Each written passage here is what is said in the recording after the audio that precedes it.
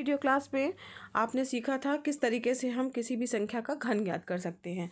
आज हम सीखेंगे जो संख्याएं हैं, पूर्ण घन संख्याएं, उनका हम घन मूल किस तरीके से निकाल सकते हैं गुणनखंड विधि के द्वारा। तो यहाँ पर जैसे कोई भी संख्या दी हुई है जो कि पूर्ण घन संख्या है, मान लीजिए जैसे 27 दी हुई है आपके सामने, तो इसको हम गुणनखंड के रूप में पहले लिखेंगे, उसका एलसीएम निकालेंगे। तो एलसीएम आएगा आपका 3 गुणे 3 गुणे 3, ठीक है। अब उसके बाद फिर जो है 3 3 का जोड़ा बनाएंगे, 3 का त्रिक बनाएंगे बच्चों, और उस त्रिक को केवल एक बार लिखेंगे, ठीक। तो वो उसका जो है वो क्या कहलाएगा, उसका घनमूल कहलाएगा। उसके लिए घनमूल का चिन्ह लगा लेंगे। अब जैसे कि यहाँ पर देखिए एग्जाम्पल दिया हुआ है, उसके माध्यम से ज़्यादा समझ में आएगा आपको।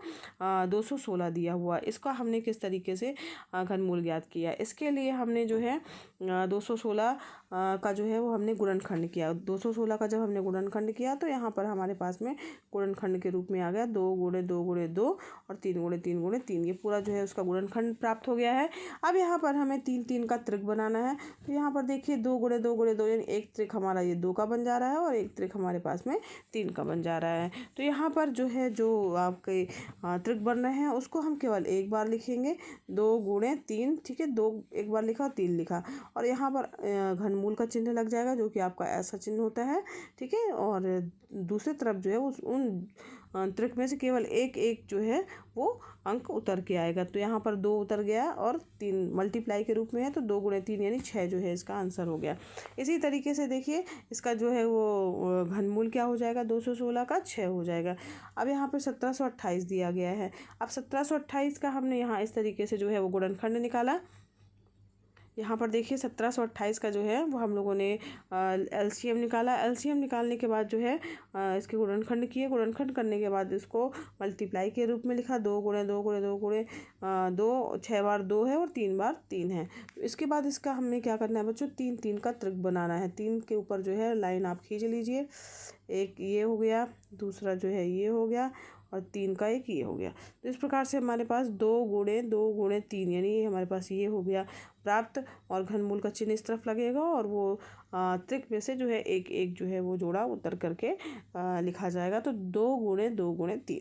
तो इस प्रकार से जो है हम किसी भी पूर्ण जो मल्टीप्लाई करने में प्राप्त संख्या प्राप्त होगी वो दी गई संख्या का क्या होगी, घनमूल होगी। इस प्रकार से हम गुणनखंड मेथड के द्वारा घनमूल ज्ञात कर सकते हैं। तो यहाँ पर हमने क्या प्रक्रिया अपनाई, तो सबसे पहले जो है दी हुई संख्या के क्या ज्ञात करेंगे, अभाज्य गुणनखंड ज्ञात करेंगे, ठीक है। तो सबसे पहले दी हुई संख्या के अभाज्य गुणन ज्ञात करने के बाद फिर समान गुणनखंडों के 3 3 के समूह बनाएंगे या त्रिक बनाएंगे, ठीक है। फिर इसके प्रत्येक त्रिक से जो है एक गुणनखंड लेंगे और इन गुणनखंडों का आपस में जो है वो गुणा कर देंगे। प्राप्त गुणनफल जो है वो दी हुई संख्या का अभीष्ट क्या प्राप्त होगी, घनमूल प्राप्त होगी, ठीक है। तो इस प्रकार से हम घनमूल ज्ञात करेंगे गुणनखंड मेथड के द्वारा। यहाँ पर देखिए कभी कभी ऐसा भी हो सकता है कि किसी का त्रिक ना बन पाए। अगर त्रिक नहीं बन पा रहा है, ट्रिपलेट्स नहीं बन पा रहे हैं बच्चों, तो इसका मतलब है कि वो दी गई संख्या जो है वो पूर्णखंड संख्या नहीं है, ठीक है। तो ये भी आप ध्यान रखिएगा, अगर त्रिक नहीं बन पा रहे हैं पूरे तो इसका मतलब वो दी गई संख्या पूर्णखंड संख्या नहीं है। बच्चों कुछ प्रश्न ऐसे भी आ सकते हैं कि मान लीजिए कोई संख्या दी हुई हो और ऐसा पूछा जाए प्रश्न में कि इसको पूर्ण घन बनाने के लिए किस छोटी से छोटी संख्या का गुणा करें या भाग करें कि जो है प्राप्त संख्या जो है वो पूर्ण घन संख्या का जो है प्राप्त हो जाए, और उसके बाद जो है उसका घनमूल वगैरह अगर ज्ञात करने के लिए लिखा है तो वो भी आप ज्ञात कर सकें। तो यहाँ पर जैसे मान लीजिए आपके पास ये संख्या दी गई है, ये 43,200, ठीक है। अगर इसको हमें जैसे मान लीजिए इसको पूर्ण घन बनाने के लिए जो है किस छोटी से छोटी संख्या का हम गुणा करें, तो यहाँ पर सबसे पहले हम क्या करेंगे, उसका जो है वो गुणनखंड जो है वो ज्ञात करेंगे, अभाज्य गुणनखंड ज्ञात करेंगे, एलसीएम निकालेंगे। तो यहाँ पर हमने जो है 43,200 को जो है सबसे पहले छोटी से छोटी संख्या से स्टार्ट करते हैं, तो 2 से हमने स्टार्ट किया, तो यहाँ पर 21,600, फिर 2 से किया, फिर 2 से किया, इस तरीके से करते करते लास्ट में जो है बच्चों ये हमारे पास में जो है इसके गुणनखंड प्राप्त हो गए। तो यानी 43,200 को हम लिख सकते हैं 2 गुणे 2 गुणे 2 गुणे 2 गुणे 2 गुणे 2 गुणे 3 गुणे 3 गुणे 3 गुणे 5 गुणे 5, यानी जो इसके गुणनखंड आए वो हमने लिख लिए, ठीक है। अब यहाँ पर हमें क्या करना है, 3 3 का जो है वो त्रिक बनाना है, 3 3 के जो है समूह बनाने हैं, त्रिक बनाने हैं। तो यहाँ पर जब हम बनाएंगे बच्चों तो पहले एक 2 का बन जाएगा, फिर दोबारा 2 का बन गया और एक 3 का बन रहा है, लेकिन हमारे पास में 5 जो है मल्टीप्लाई में 2 ही हैं, तो इसलिए इसका मतलब हुआ कि हमारे पास पास में इसका त्रिक नहीं बन पा रहा है, ठीक है, यानी 5 गुणे 5 हमारे पास में शेष बच जा रहा है। तो यहाँ पर अगर हमारे पास में एक 5 और अगर मल्टीप्लाई के रूप में आ जाता, या हम एक इस जो दी गई संख्या है उसमें एक 5 का और गुणा कर दें, तो हमारी संख्या क्या हो जाएगी, पूर्ण घन संख्या बन जाएगी। तो यहाँ पर पूछा गया है कि किस छोटी से छोटी संख्या का गुणा करें, तो यहाँ पर अगर हम एक 5 का और मल्टीप्लाई कर देंगे तो यहाँ पर जो हमारे पास 5 का भी एक त्रिक बन जाएगा और हमारे पास संख्या जो प्राप्त होगी वो क्या हो जाएगी, पूर्ण घन संख्या प्राप्त हो जाएगी। तो यहाँ पर 5 का मल्टीप्लाई करने पर पूर्ण घन संख्या प्राप्त होगी। तो 5 का हमने मल्टीप्लाई कर दिया, मल्टीप्लाई करने पर हमारे पास में 2,16,000 संख्या प्राप्त हो गई। तो ये संख्या जो है वो पूर्ण घन संख्या होगी। बच्चों एक निष्कर्ष और ध्यान रखिएगा आप कि कोई भी पूर्ण घन ऋणात्मक पूर्णांक का जब घन मूल जो है वो ऋणात्मक पूर्णांक होता है, ठीक है, यानी पूर्ण घन जो ऋण पूर्णांक है उसका घन मूल भी क्या होगा, ऋण पूर्णांक होगा। और इसे पूर्ण घन ऋण पूर्णांक के निरपेक्ष मान के घन मूल के जो पूर्ण के पूर्व जो है वो ऋणात्मक चिन्ह लगा करके प्राप्त किया जा सकता है।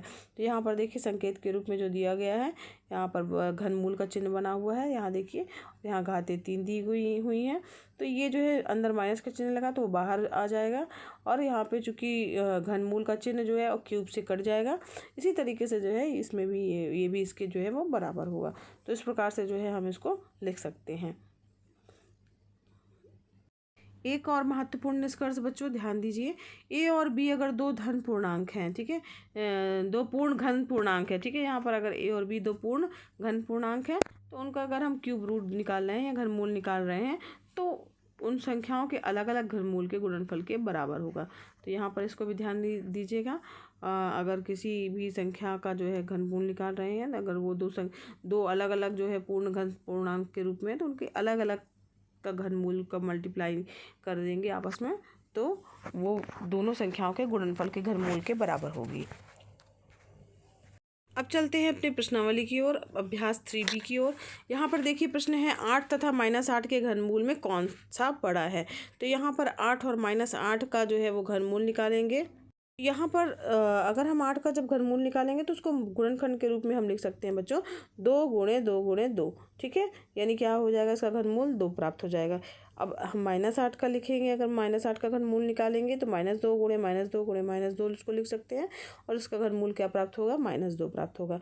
तो 2 और -2 में आप ही बताइए बच्चों कौन सी संख्या बड़ी है। तो धनात्मक संख्याएं जो होती है हमेशा ऋणात्मक संख्याओं से बड़ी होती हैं, तो 2 जो हो जाएगा वो बड़ा हो जाएगा। इसका मतलब है कि 8 का घनमूल जो है वो 8 तथा -8 के घनमूल में कौन बड़ा है, तो 8 जो है वो बड़ा होगा, 8 का घनमूल बड़ा होगा -8 की तुलना में, ठीक है। इसी प्रकार नेक्स्ट प्रश्न है बच्चों, 32 को किस लघुत्तम संख्या का गुणा करेंगे गुणनफल पूर्ण घन हो जाए।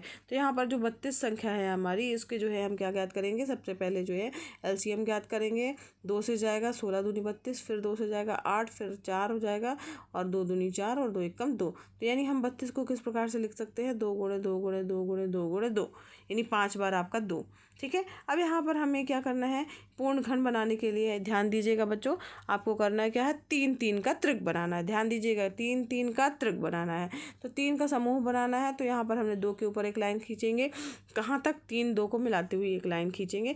तो एक ही लाइन खींच रही है, और नेक्स्ट के जो है वो 2 2 जो है मल्टीप्लाई के रूप में बच रहे हैं। एक अगर हमारे पास में 2 और आ जाता मल्टीप्लाई के रूप में, तो जो प्राप्त संख्या होती वो पूर्ण घन संख्या प्राप्त हो जाती। तो यहाँ पे पूछा गया है 32 को किस लघुत्तम संख्या का गुणा करें। तो हम यहाँ पर इसका मतलब है कि अगर हम 2 का एक और मल्टीप्लाई कर देंगे तो जो प्राप्त संख्या होगी वो क्या होगी, पूर्ण घन संख्या होगी। तो यहाँ पर जो है 2 का गुणा करने पर जो है प्राप्त संख्या पूर्ण घन संख्या होगी। 2 यानी 32 गुणे 2 कर देंगे, तो 32 दूनी कितना हो जाएगा बच्चों, 64 हो जाएगा। तो 64 जो है वो पूर्ण घन संख्या प्राप्त हो जाएगी। इस प्रकार से इस प्रश्न को हल कर लीजिएगा फेयर कॉपी में। अब बढ़ते हैं बच्चों नेक्स्ट प्रश्न की ओर। तीसरा प्रश्न है आपका कि निम्नांकित में कौन सी संख्याएं पूर्ण घन हैं, ठीक है। तो यहाँ पर प्रश्न में से मेथड आप समझ लीजिए बच्चों। सबसे पहले आपको क्या करना है, LCM निकालना है। LCM निकालने के बाद जो है 3 3 के त्रिक बनाने हैं, समूह बनाने हैं, और समूह अगर बन जा रहे हैं जिसके पूरे पूरे, तो वो संख्या क्या होगी, पूर्ण घन संख्या होगी। और जिनके नहीं बन पा रहे हैं इसका मतलब है कि वो एक पूर्ण घन संख्या नहीं होगी, ठीक है। बस यही नियम अपनाना है, चाहे कोई भी संख्या दी हुई है। आपको जो है LCM जो है जब निकालेंगे आप, तो वहाँ पर अभाज्य गुणनखंड गुणनखंड जब करेंगे, लघुत्तम समावर्तक जो निकालेंगे, तो उसमें ध्यान दीजिएगा छोटी से छोटी संख्या से करना स्टार्ट करना है आपको। तो यहाँ पर आपके पास पहली संख्या है 432, तो यहाँ पर 2 से जाएगी, फिर इसके लिए 2 से जाते जाते यहाँ पर 3 से जाएगी, 3 नंबर 27, 3 त्रिकाई 9, 3 एकम 3। ठीक, तो यानी कि हम जो 432 है उसको मल्टीप्लाई के रूप में किस तरीके से लिख सकते हैं, 2 गुणे 2 गुणे 2 गुणे 2 गुणे 3 गुणे 3 गुणे 3। जब हम इनका बच्चों त्रिक बनाएंगे तो एक बार 2 का त्रिक बन जाएगा, ठीक है, और 1 2 हमारे पास में शेष बचा रह जाएगा और 3 का त्रिक बन जाएगा। तो यहाँ इसका मतलब क्या हुआ कि 1 2 जो है उसका त्रिक नहीं बन रहा है, 1 2 शेष है, यानी 2 अगर नहीं होता तो हमारा जो है संख्या क्या होती, पूर्ण घन संख्या होती, मगर इसमें 2 एक एक्स्ट्रा आ रहा है, तो इसका मतलब है कि ये क्या होगी, पूर्ण घन संख्या नहीं होगी। ठीक है, समझ में आया। इसी तरीके से बच्चों एक और लेके चल रहे हैं, 729 को भी हम कर लेते हैं। तो ये सबसे पहले 3 से जाएगी संख्या, 243 आएगा, फिर 3 से जाएगी, 3 8 24 हो जाएगा, 3 एकम 3 हो जाएगा, फिर 3 से जाएगा, 3 9 27, 3 त्रिकाई 9 और 3 एकम 3। तो इस प्रकार से अगर हम 729 को लिखना है बच्चों तो क्या लिख सकते हैं, 3 गुणे 3 गुणे 3 गुणे 3 गुणे 3 गुणे 3, यानी 6 बार जो है 3 का मल्टीप्लाई जो है होगा। अब यहाँ पर हम क्या करेंगे, 3 3 के समूह बनाएंगे, तो हमारे पास में 2 समूह बनकर आएंगे, एक 3 का एक समूह बनेगा और दूसरा भी जो है वो 3 का ही एक समूह बन जाएगा, त्रिक बन जाएगा। ठीक है, अब यहाँ पर कोई भी चीज़ जो है वो शेष नहीं बच रही है, त्रिक सभी अंकों का बन जा रहा है, तो इसका मतलब है कि गुणनखंड में कोई भी चीज़ शेष नहीं बच रही। इसका मतलब है कि जो दी गई संख्या है वो हमारी पूर्ण घन संख्या है। अब किसका घन है, तो यहाँ पे इनको जो है एक बार लिखा जाएगा, तो 3 गुणे 3 यानी 3 त्रिकाई 9, यानी 9 का जो है वो क्या है, घन क्या हो जाएगा, 729 हो जाएगा। तो इस प्रकार से जो है इसका चूँकि कोई भी गुणनखंड जो है शेष नहीं बच रहा है त्रिक बनाने में, तो इसका मतलब हुआ कि 729 एक पूर्ण घन संख्या है। और ये किसका घन है बच्चों, 3 त्रिकाई 9 यानी 9 का घन है। तो इस प्रकार से बच्चों और दूसरे इसके प्रश्न भी आप कंप्लीट कर लीजिएगा। इसके बाद है बच्चों आपका नेक्स्ट प्रश्न। तो इस प्रश्न में बच्चों आपको क्या करना है, निम्नांकित संख्याओं का आपको घनमूल ज्ञात करना है। तो यहाँ पर घनमूल ज्ञात करने के लिए आपको पता है क्या प्रक्रिया अपनानी है, आपको उसी तरीके से अभाज्य गुणनखंड करना है और 3 3 के त्रिक बनाने हैं। त्रिक बनाने के बाद उस त्रिक को केवल एक बार लिखना है और उतारना है, और वो उसका संख्या और उसका उन संख्याओं का जो है आपस में मल्टीप्लाई कर देना है। प्राप्त संख्या जो होगी वो दी गई संख्या का घनमूल हो जाएगी। तो यहाँ पर देखिए सबसे पहले हम लेके चल रहे हैं इस प्रश्न को 2744। अब यहाँ पर हमने इसको जो है गुणनखंड के रूप में लिखा, तो इसके अभाज्य गुणनखंड जब हमने किए तो 2 गुणे 2 गुणे 2, 7 गुणे 7 गुणे 7, इस तरीके से जो है इसके अभाज्य गुणनखंड प्राप्त होंगे बच्चों। 2744 को हम लिख सकते हैं यहाँ पर आपका 2 गुणे 2 गुणे 2 गुणे 2 और 7 गुणे 7 गुणे 7 गुणे 7। ठीक है, 3 बार 7, 3 3 का त्रिक बनाना है आपको। अब यहाँ पर चूंकि घनमूल निकालना है तो घनमूल का चिन्ह लगा लेंगे और 2744 आप लिख लीजिएगा। ठीक है, यहाँ पर घनमूल का चिन्ह लग गया। जब घनमूल का चिन्ह लगेगा बच्चों तो ये जो दी गई त्रिक है उसमें से एक बार ही वो संख्या उतर कर आएगी, बराबर हो जाएगा 2 गुणे 7, 2 गुणे 7 यानी 14, यानी कि इसका आंसर क्या हो जाएगा आपका 14 हो जाएगा। इस प्रकार से बच्चों आपको इसी तरीके से इसके प्रश्न करने हैं। जहाँ पर माइनस का चिन्ह लगा हुआ है वो जो है लास्ट में जो घनमूल जब निकालेंगे तो माइनस का चिन्ह बाहर की ओर लग जाएगा। अब बढ़ते हैं बच्चों नेक्स्ट प्रश्न की ओर। 5वां प्रश्न है आपका। इसमें जो है आपको क्या करना है कि किस छोटी से छोटी संख्या से भाग देना है 2096 में कि भागफल पूर्ण घन बन जाए। बहुत ही आसान है। इसी तरीके से आपको एलसीएम निकालना है। अभीष्ट गुणनखंड इसकी ज्ञात करेंगे। अभीष्ट गुणनखंड ज्ञात करने के लिए जो है वो स्टार्टिंग में 2 से स्टार्ट करेंगे और यहाँ पर देखिए लास्ट में 131 बच गया। 131 जो है किसी से डिवाइड नहीं हो रहा, तो इसको गुणनखंड के रूप में किस प्रकार से लिखेंगे, 2 गुणे 2 गुणे 2 गुणे 2 गुणे 131। अब यहाँ पर क्या करना है, आपको 3 3 की त्रिक बनाना है। एक त्रिक तो बन जा रहा है, बाकी जो है 2 और 131 जो है वो शेष बच जा रहा है।